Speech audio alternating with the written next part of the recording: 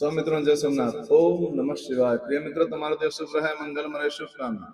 હું બિલીમાંથી જોગીભાઈ વ્યાસ આપ સૌનું આપણી ચોક્કસમાં પણ હાર્દિક સ્વાગત કરું છું. મિત્રો, આજ રોજ જોઈશું આજનું શુભ પંચાંગ. આ તારીખ છે 4/8/2026 ને મંગળવાર. અષાઢ વદ છઠ તિથિ છે. આજે પંચક પૂરા થઈ જશે રાત્રે 9:51. આજે અમૃત સિદ્ધિ યોગ છે રાત્રે 9:55 થી.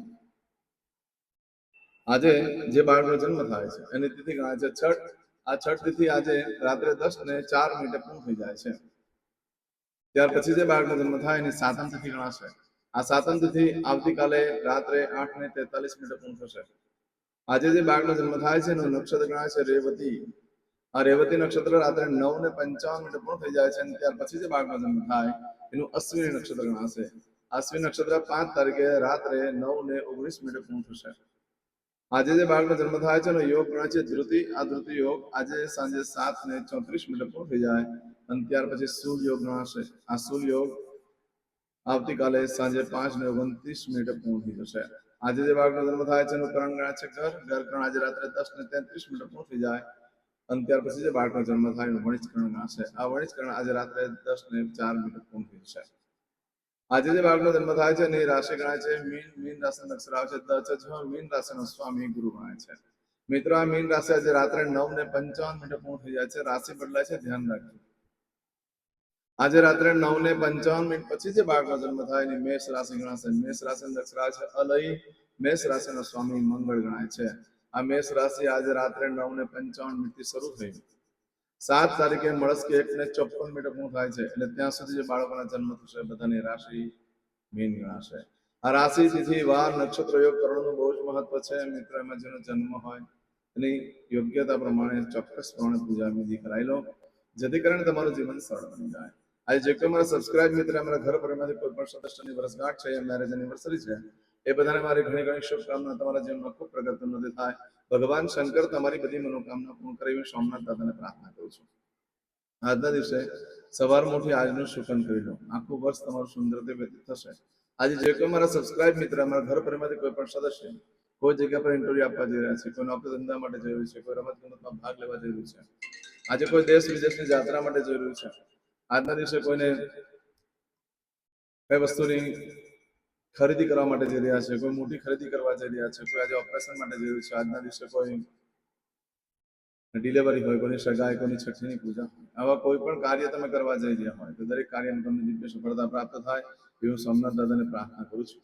મિત્રો, આજના દિવસે કોઈ પણ કાર્ય કરવા માટે નીકળો છો ત્યારે ઘરેથી નીકળતા પહેલા આપણી જોગેસ્ટ ચેનલ પર જઈ પ્લેલિસ્ટમાં જઈ વારના શુકન જોઈ એ વારના શુકન કરીને નીકળો તો સારી સફળતા પ્રાપ્ત થશે. એમ તો આજે મંગળવાર છે. આજે કોઈ પણ કાર્ય તમે કરવા માટે નીકળો છો તો ઘરેથી નીકળતા પહેલા મોટા ભાઈને, ફુવાને, કાકાને વંદન કરીને નીકળો. ભગવાનને દેવસ્થાનમાં પગે લાગીને નીકળો. ભગવાનને કહેવાનું મારા કાર્યમાં મારી સાથે રહેજો. આજના દિવસે ખાસ કરવા જેવું કાર્ય છે કૂતરાને ગોળ ભાખરી મિક્સ કરી અને ખવડાવવાથી ભય, રોગ, શત્રુ બાધા પર વિજય પ્રાપ્ત થાય છે. સંધ્યાકાળના સમયે આ કરવાનું હોય છે. એને નાખ્યા પછી તમે પાછળ ફરીને ન જોશો. આજના દિવસે કોઈ પણ કાર્ય કરવા માંગો છો તો તેના માટેનો એક ચોક્કસ શુભ સમય જોઈ લઈએ. આજે મંગળવાર છે એટલે સૌથી પહેલા એક વાત કહી દઉં કે સગાઈ ન કરાય. ગૃહ પ્રવેશની ના છે, સગાઈની ના છે. વાહન ખરીદી પણ ન કરશો. આજના દિવસે સવારે 9 થી બપોરે 1:30 સુધીનો સમય શુભ રહેશે. બપોરે 3 થી સાંજે 4:30 વાગ્યા સુધીનો સમય શુભ રહેશે. સાંજે 7:30 થી રાત્રે 9 વાગ્યા સુધીનો સમય શુભ રહેશે. રાત્રે 10:30 થી આવતીકાલે મળસ્કે 3 વાગ્યા સુધીનો સમય શુભ રહેશે. આ સમયગાળા દરમિયાન તમે કોઈ પણ કાર્ય કરો છો તે કાર્યમાં તમને દિવ્ય સફળતા પ્રાપ્ત થઈ શકે છે.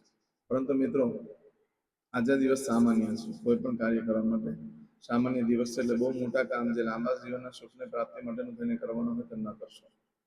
પરંતુ આજે રાત્રે 9:55 સુધીમાં તમારી કોઈ વસ્તુ ચોરાઈ જાય છે, ખોવાઈ જાય છે, તેનું શું પરિણામ આજે આપણે જોઈ લઈએ. કોઈ પણ વસ્તુ ચોરાઈ ગઈ, ખોવાઈ ગઈ તો ઘણા કષ્ટ બાદ મળી શકે છે. આજના દિવસે કોઈ પણ કાર્ય કરવા માટે ઉત્તમ છે. ઇન્ટરવ્યુ વગેરે આપવા માટે પણ શ્રેષ્ઠ છે. ખરીદી કરવા માટે પણ શ્રેષ્ઠ છે. વાહન નવું લેવા માટે પણ સારું નથી. સગાઈ કરવા માટે સારું નથી, પણ નવું વાહન લીધું હોય તેને ચાલુ કરવા માટે આજના દિવસે ઉત્તમ રહેશે. આજના દિવસે ખરીદી કરવા માટે પણ ચાલે, વેચાણ કરવા માટે પણ ચાલે. પરંતુ સામાન્ય દિવસ છે એટલે બને ત્યાં સુધી બહુ મોટી ખરીદી ના કરશો. આજના દિવસે નવા વસ્ત્ર ધારણ કરવાથી પ્રેમ સંબંધમાં વધારો થાય છે, ગુરુ દ્વારા સારું જ્ઞાન પ્રાપ્ત થાય છે, ધનવાન થવાનો યોગ ઉભો થાય છે, તેમજ હીરા જવેરાત સોનું વગેરે ખરીદવાનો યોગ પણ ઉભો થાય છે. ઘરમાં સુખ પ્રસંગો આવી શકે છે. આજના દિવસે ખાસ કરીને જે ભાઈઓ બહેનોના લગ્ન ન થતા હોય એ લોકો જે નવા વસ્ત્ર પહેરે છે તે લોકોને લગ્નનો લાભ થઈ શકે છે. આજનો દિવસ એકંદરે સામાન્ય છે, પણ રાત્રે 9:55 થી લઈ આવતીકાલે રાત્રે 9:19 સુધીમાં જો તમારી કોઈ વસ્તુ ચોરાઈ ગઈ કે ખોવાઈ ગઈ તો 9 દિવસમાં મળે, બાકી શક્યતા ઓછી છે. આ સમયગાળા દરમિયાન પણ ઇન્ટરવ્યુ વગેરે આપવા માટે ચાલે એવો દિવસ છે, સામાન્ય દિવસ છે. આજે નવા વસ્તુ આ સમયગાળા દરમિયાન ન કરશો તમારો સ્વભાવ ઉતાવળી થશે. આજે કરશું આજનો સંકલ્પ, ચમચીમાં પાણી લઈ લો. अद्यतन मासनं मासोत्तम पवित्र आषाढ़ मासे शुभे कृष्ण पक्ष षष्ठमीयाम भौमवासन वित्तायाम वीडियो बता रहता भगवान की पूजा करता हो नाम लखीने मोकलो तो भगवान तमारा प्रार्थना करी लाइक કરીને મોકલાવીશ. હવે દરેક જણા પોતાનું સાચું નામ બોલી દો. તમારું ગોત્ર ખબર હોય તો ગોત્ર બોલી દેવાનું. પછી બોલવાનું છે અહમ, મમ, આત્મન, શ્રુતિ, स्मृति, पुराणोक्त, पुण्य, फल, प्राप्ति, अर्थम, अप्राप्त, लक्ष्मी, प्राप्ति, अर्थम, प्राप्त, लक्ष्मी, चिरकाल, सौ, रक्षणात्मक, लोकेवा, सभायां, राजद्वारे, व्यापारे, विद्या अभ्यास, देशे, विदेशे, सर्वत्र, यश, कीर्ति, विजय, लाभादि, प्राप्ति, अर्थम, मम, अखिल, कुटुंबस्य, आयु, आरोग्य, ऐश्वर्यादि, प्राप्ति, अर्थम, मम, जन्म, समय, तथा च विप्र, वृंदानां, जन्म, समय, जन्म कुंडली मध्ये स्थित ग्रहः, गोचर ग्रहः, महादशा, अंतर्दशा, प्रत्यंतर्दशा, तथा च योग, युति, दृष्टि मध्ये शुभ फल प्राप्ति अर्थम, भय, रोग, शत्रु, बाधा, दोष, मारण, तारण, मंत्र, तंत्र, अरिष्ट, दोष, पीड़ा, निवृत्ति, अर्थम, भूत, प्रेत, पिशाचादि द्वारा रचित अरिष्ट, दोष, निवृत्ति, अर्थम, मम, सकल, मनवांछित फल. તમારા મનમાં જે કઈ ઈચ્છા હોય તે બોલી જવાનું.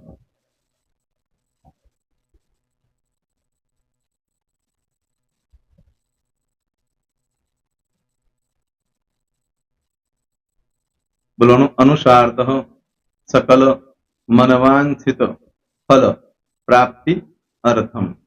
હવે જે બરકતની પૂજા વાળા છે એ લોકો તો આ બધું બોલવાનું જ હોય છે, એ લોકો માટે કોઈ સ્પેશિયલ નથી. પણ જે લોકોએ હવે જે કહું છું તે લોકોએ જ બોલવાનું, જેના લગ્ન થઈ ગયા હોય એ લોકોએ બોલવાનું છે. મમ દાંપત્ય જીવન મધ્યે સુખાકારી પ્રાપ્તિ અર્થમ પુત્ર પૌત્રાદિ સંતતિ પ્રાપ્તિ અર્થમ. આ સંતાન પ્રાપ્તિ વાળા માટે પણ આવી જાય છે એમાં. દીર્ઘ આયુ આરોગ્ય ઐશ્વર્યાદિ પ્રાપ્તિ અર્થમ. તથા ચ, હવે જેના લગ્ન નથી થયા તે લોકોએ બોલવાનું. મમ જટટી વિવાહ યોગ પ્રાપ્તિ અર્થમ વિવાહ પશ્ચાત દાંપત્ય જીવન મધ્યે સુખાકારી પ્રાપ્તિ અર્થમ. હવે જે લોકોને સંતાન પ્રાપ્તિ નથી, જે લોકોને સંતાન પ્રાપ્તિ છે કરવી છે એ લોકોએ બોલવાનું. મમ દાંપત્ય જીવન મધ્યે સુખાકારી પ્રાપ્તિ अर्थम तथा च दीर्घ आयु आरोग्य ऐश्वर्यादि समन्वित संतति सुख प्राप्ति अर्थम. હવે જે અભ્યાસ કરી રહ્યા છો છોકરા વિદ્યાર્થીઓ છે તે લોકોએ બોલવાનું છે.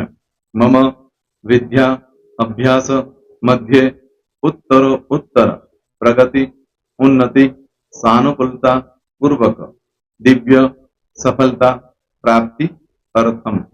હવે જે લોકો વિદેશમાં જવા માંગતા હોય કે શીપમાં જવા માંગતા હોય, મતલબ ભારત દેશની બહાર જઈને ધંધો વેપાર કરવા માંગતા હોય એ લોકોએ, અથવા વિદેશ જવા માંગતા હોય કાયમ માટે, એ લોકોએ બોલવાનું છે. મમ જટટી વિદેશ ગમન યોગ પ્રાપ્તિ અર્થમ વિદેશ ગમન કાર્ય મધ્યે સાનુકૂળતા પૂર્વક દિવ્ય સફળતા પ્રાપ્તિ અર્થમ. આરોગ્ય વાળા બોલવાનું છે, જેને આરોગ્યની પૂજા આપેલી હોય એ લોકોએ. એમ તો દરેક જણા જ બોલવાનું છે. બોલો મમ આયુ આરોગ્ય ઐશ્વર્યાદિ પ્રાપ્તિ અર્થમ.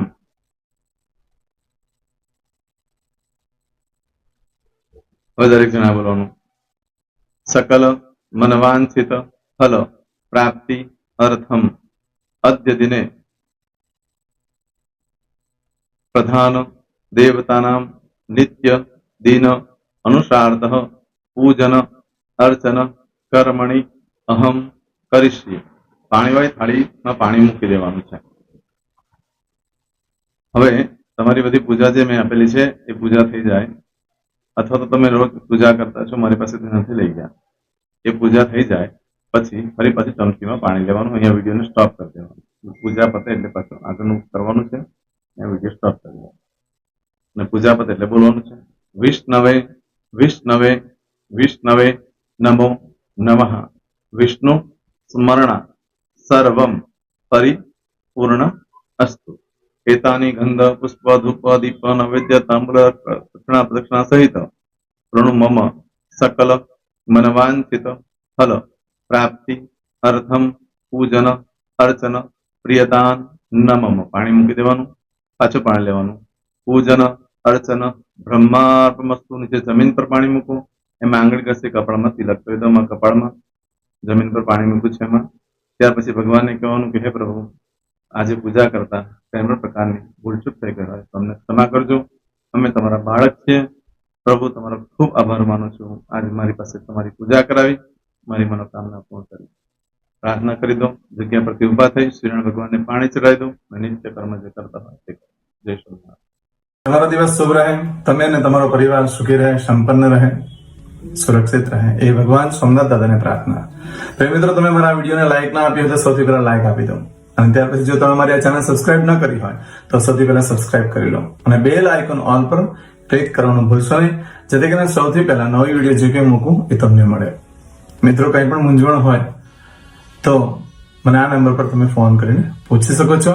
મારો મોબાઈલ નંબર છે 9825546459.